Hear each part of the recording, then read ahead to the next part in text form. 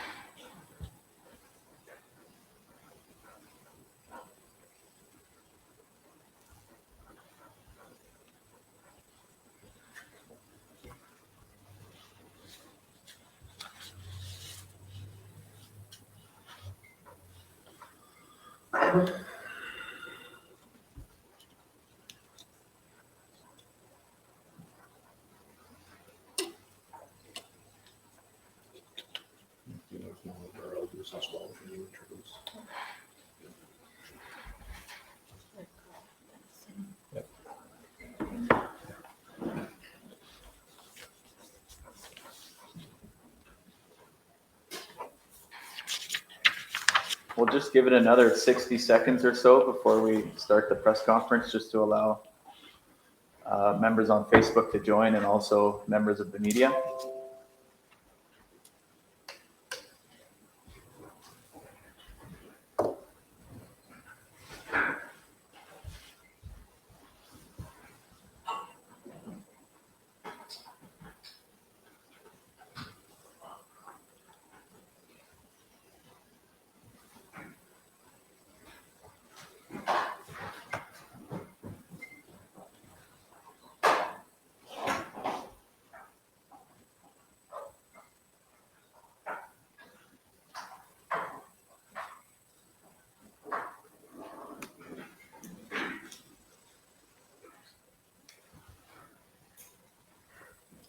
What's our numbers like? How are we doing for numbers? That's including media? No.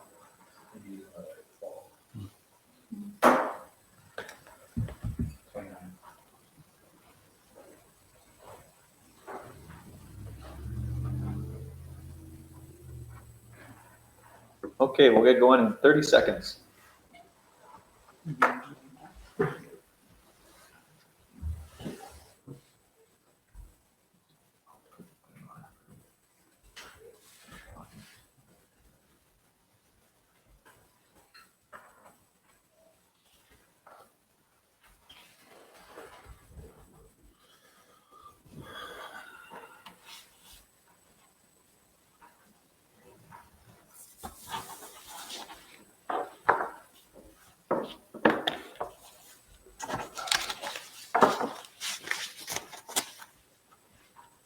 Okay, so we'll get going with our press conference this afternoon.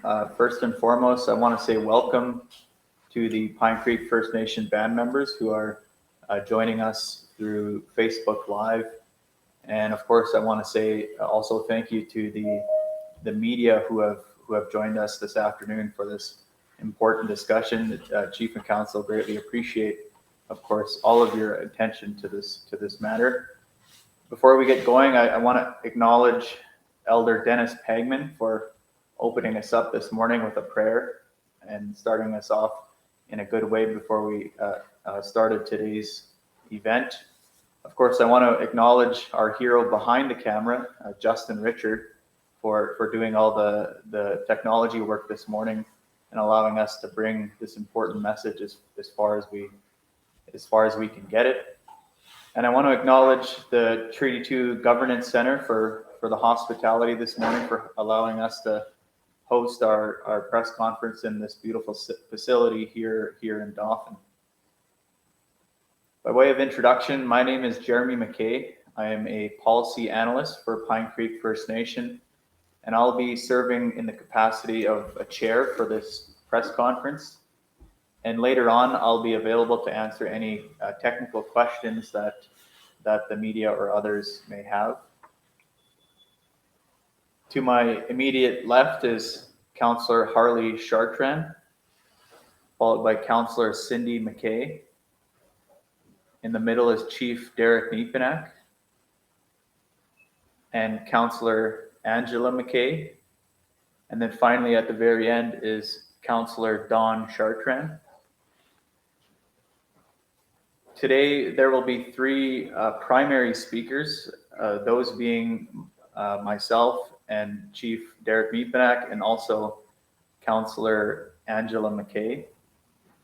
And after those three speakers have had a chance to provide their comments, we're going to follow it with a question and answer period where we'll ask the media to ask or to unmute themselves and to ask their questions. And we'll be calling upon you in order to try and facilitate that.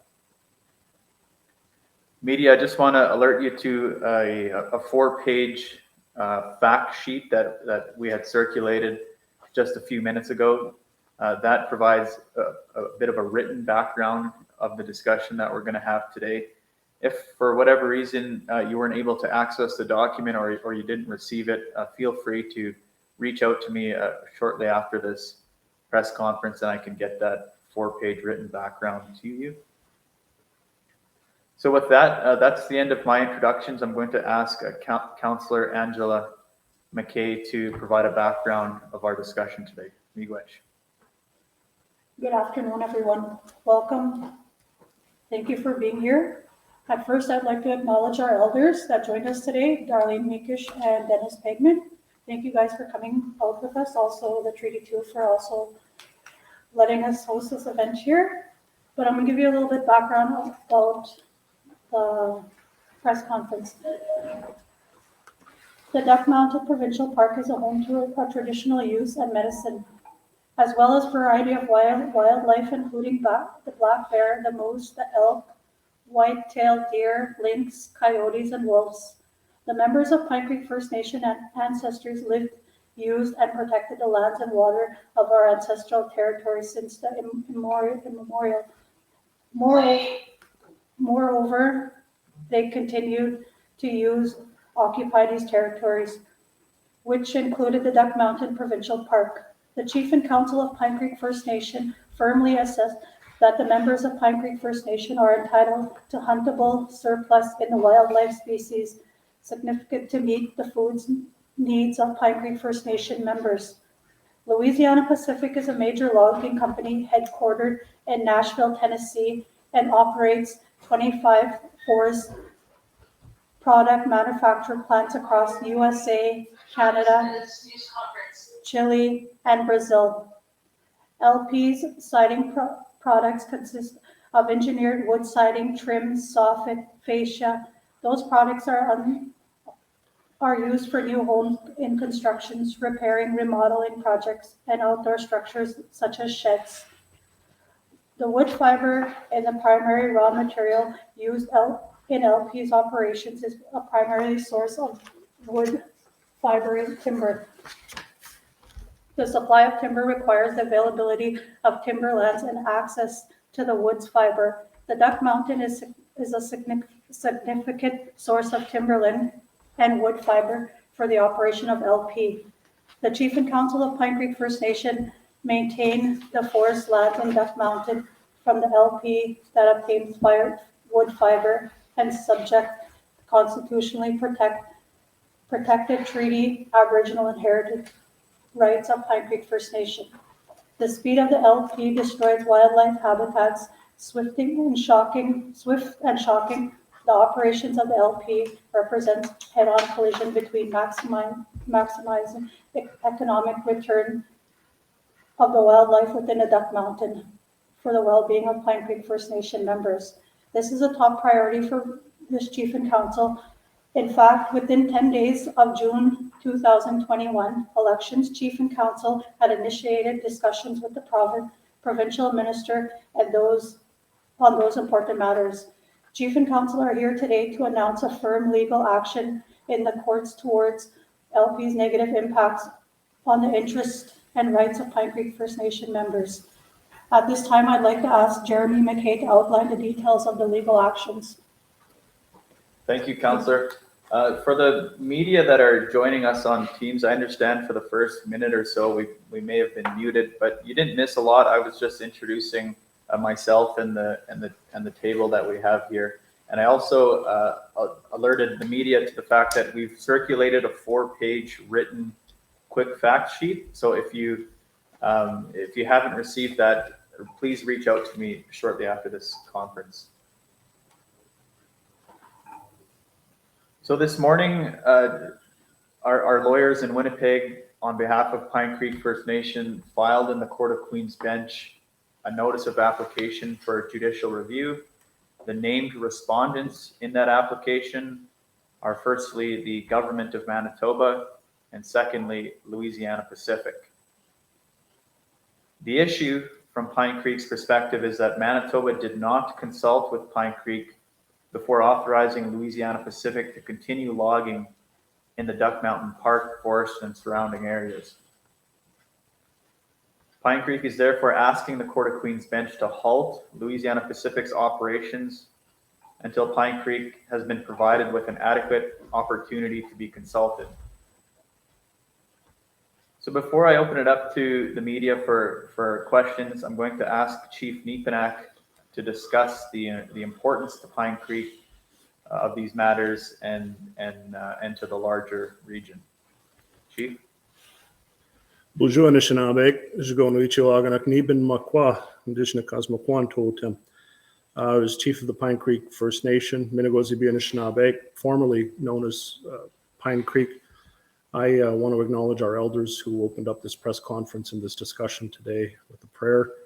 I want to acknowledge our families back home who are tuning in and abroad to this discussion. This moment represents a watershed moment in our pushback to industry and to governments that don't listen to us as Anishinaabe people. I want to acknowledge the work of the elders from the last generation who were party to the discussions when Louisiana Pacific arrived in our territory and have put their dedicated lives and effort towards trying to create balance and harmony within that relationship. We know how difficult the tasks were at the time, and we know how difficult the tasks are today to establish respect and I would say respect and honor in the treaty as we now turn the page towards reestablishing recognition and a reconciliation approach when it comes to resource management in our traditional territory. The Minegoziibe Anishinabe people, also known as Pine Creek, have occupied the lands and waters on and around the Duck Mountain since time immemorial. The Duck Mountain geography has been our resource area from everything from fresh meat to medicine to building materials, ceremony spaces throughout that time. The land-based relationship between the Anishinaabe and Manitoba is based in treaty. The Duck Mountains are influenced by terms of Treaty 2 and 4, which were negotiated decades before the province of Manitoba expanded beyond its initial boundaries, and decades before there was ever any talk of a provincial park within our traditional territory. Because of treaty, Our relationship is with the Crown. It is not with settler colonial politicians who advance their interests, purporting to hold authority and jurisdiction, while also pushing forward their economic interests within our territory. This, to me and to our council, is a clear conflict of interest. And the only way past a conflict of interest is to be accountable and transparent in the processes that arrive at agreements that are made today in our territory. For an entire generation, Louisiana Pacific has pulled the wealth and reaped the benefits of the fiber feeding their system within our traditional territory. During that time, we have seen a steady decline in the population of moose as the moose have moved on into other geographies. That has impacted our ability to provide a stable food source to the tables and the kitchens of our homes in our community. And it has impacted the overall health and well-being of our people as we face an epidemic of diabetes in our community. Chronic illness and diabetes is leading to shorter lifespans.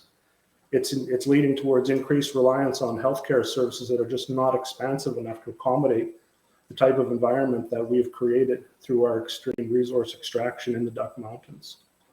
Just like everybody else, the Minegoziibe Anishinabe people are trying to navigate our way into an uncertain future during uncertain times. We cannot sit back and rely on standards of consultation that were created in the 1990s. We need to drag the province of Manitoba kicking and screaming into the 21st century if we need to establish a new relationship based on reconciliation, based on accountability to one another. And it's going to start here. There's no more freebies in the Duck Mountains for LP. There's going to have to be processes in place that respect our involvement. There's going to have to be processes in place that allow us to do our own science on the mountain. There's going to have to be processes in place that ensures that we're involved in the management of the herd, of the moose. There's going to have to be processes in place to recognize the ceremonies and the traditional medicine picking activities that we once had on that mountain. There's been a correlation between the lowered numbers of moose on the mountain and the rise in diabetes in our communities. We are people that rely on the fish and we rely on the moose. And in the last generation, we've struggled mightily to maintain those connections, to ensure our cultural continuity. We as Anishinaabe people are in a place now of reclamation. We are reclaiming our space. And by reclaiming our space, we're reclaiming our language. Anishinaabe is coming back strong in our community today.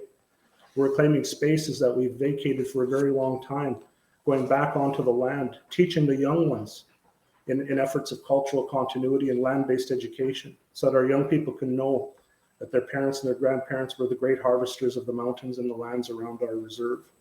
These are things we have to do. We owe it to our young people. This is how we ground them in an identity, an Anishinaabe identity. This is how we ground them in an opportunity to know who they are and to grow into lives that they can be proud of as Anishinaabe people. This initiative is not about taking food from the mouths of the families and the communities surrounding the Duck Mountain.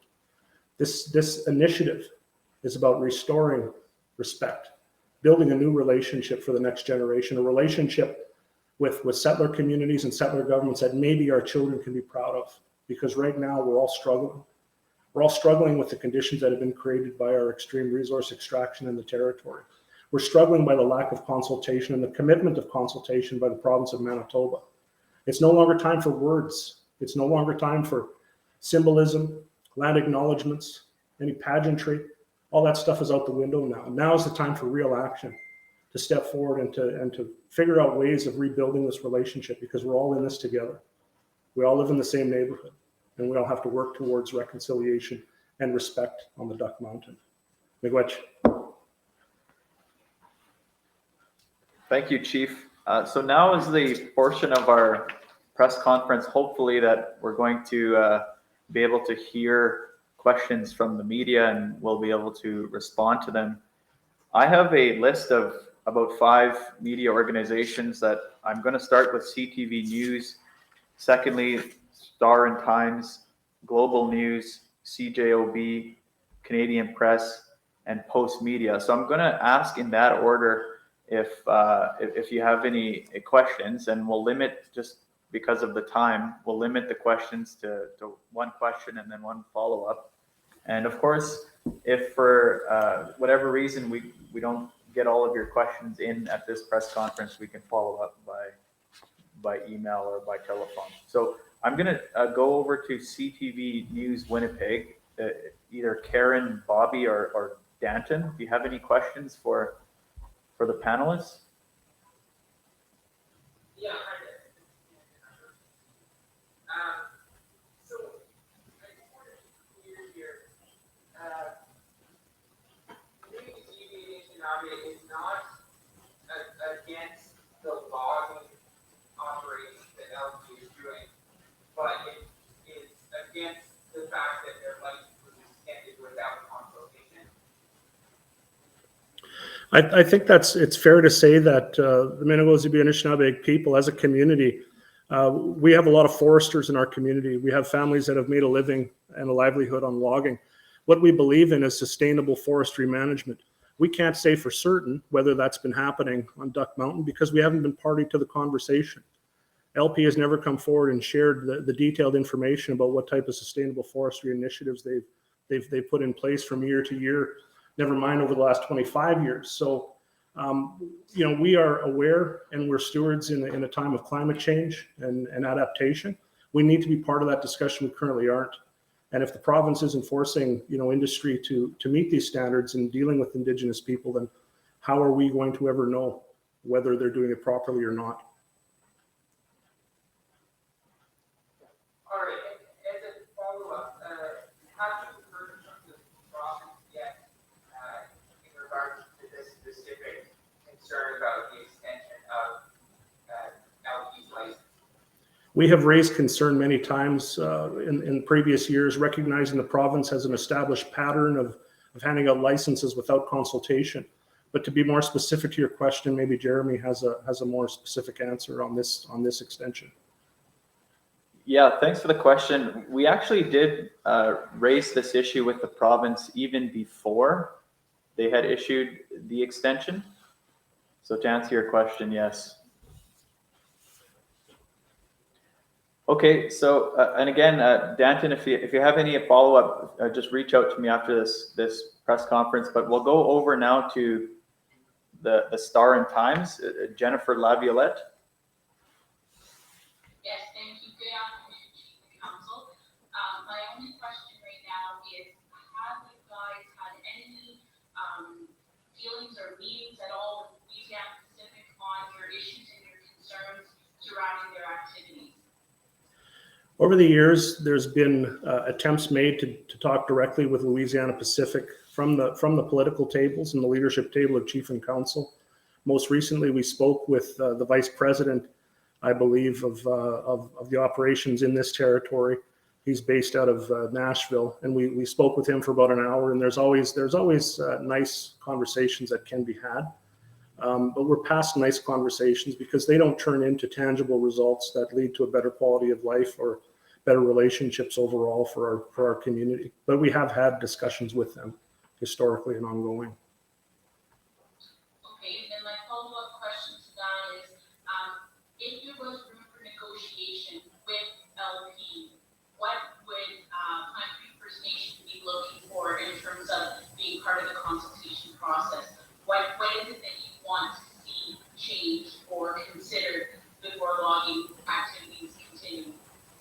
There's a very long list of issues and concerns that we have raised going back to the very early operations of LP, ranging from the science of deforestation. What is the impact on moose habitat? What is the impact on water quality? Because we do live in the watershed.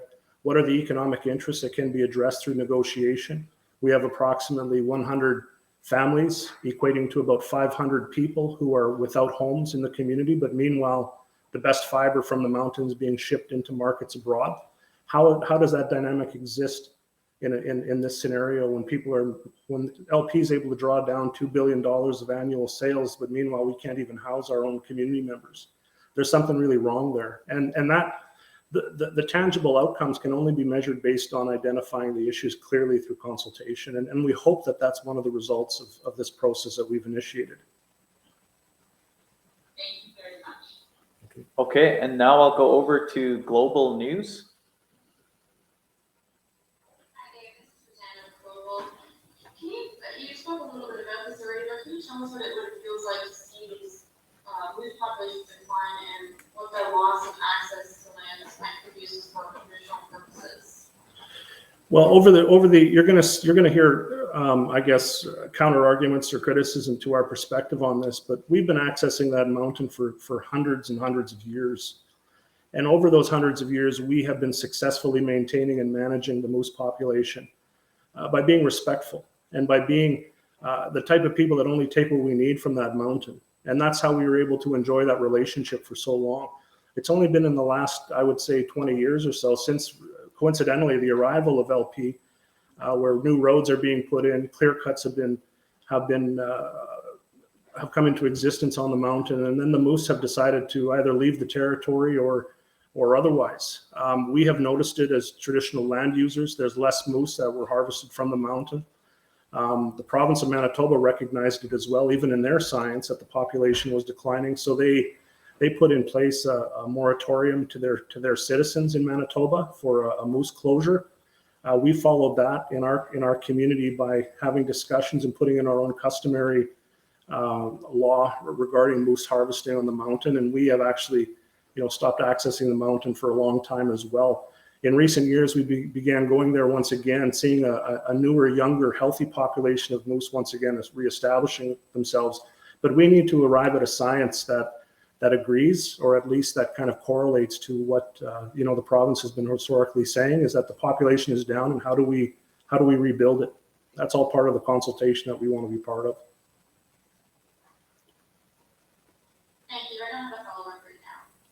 Thanks, Rosanna. What about CJOB, Richard Cloutier?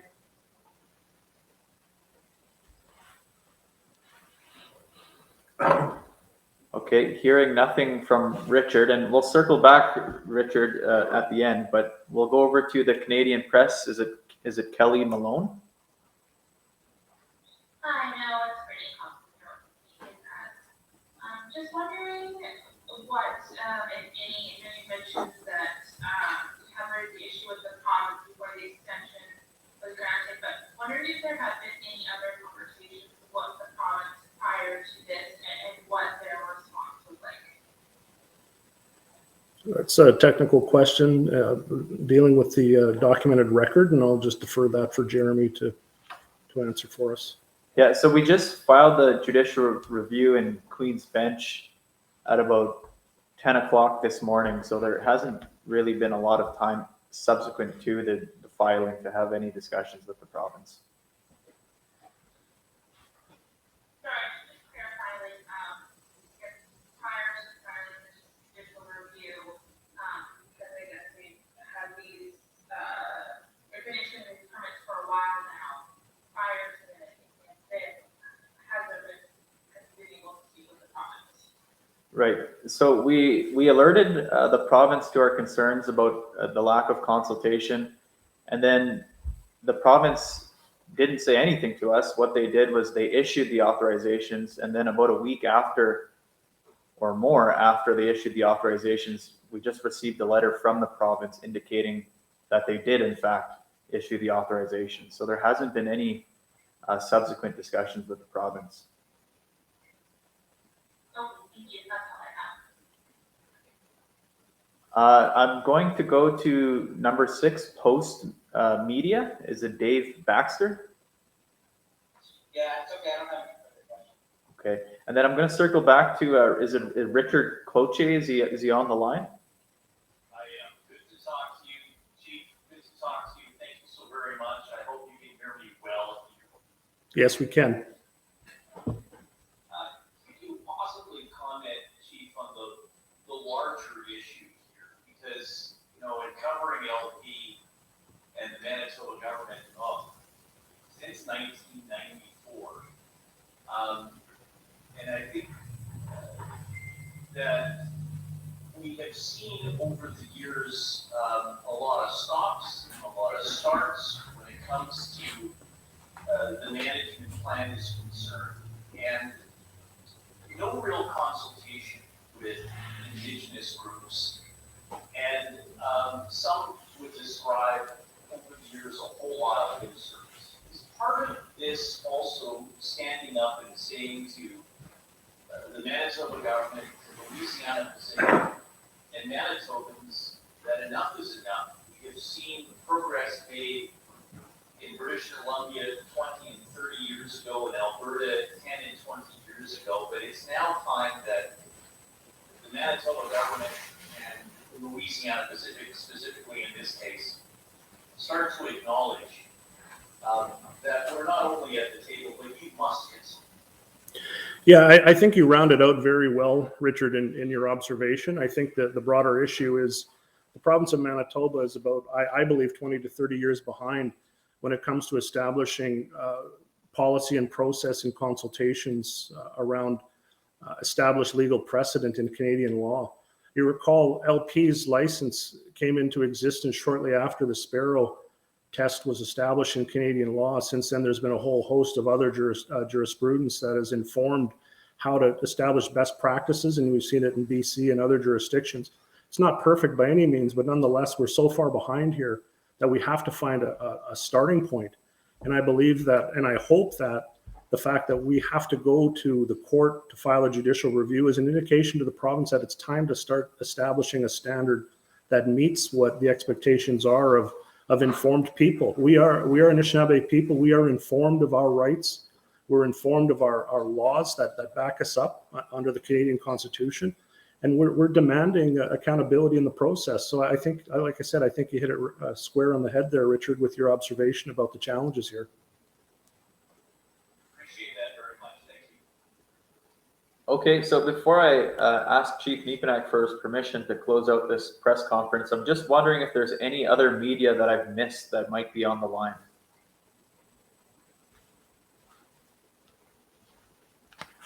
Okay, hearing none. Chief, are we good? I just want to make one final closing remark. Once again, I try to reiterate the point that our young people are demanding new standards in how we lead our community. They want to be proud. They want a strong sense of their identity. They want cultural continuity. They want to know that they're safe in accessing the hunting territories of our people. They want to know that they're safe in learning our language. They want to know that this is a new era for them to be proud of who they are. And it's our responsibility at the leadership table to make sure that we're making new pathways to realize that vision that the young people are sharing with us. I believe strongly that this is the right way to go. With all due respect to previous generations of leaders and elders in our community, this is the standard that we have to set now. And I want to commend everybody for stepping up and doing this the right way, including the council for being brave in the face of the challenge. So, Miigwech, thank you. Okay, so thank you very much to the Pine Creek members who've joined us on Facebook and to the media who have joined us on Teams. And if anyone has any other questions, reach out to me by email. We're committed to this discussion and we want to continue it. So thank you. Miigwech.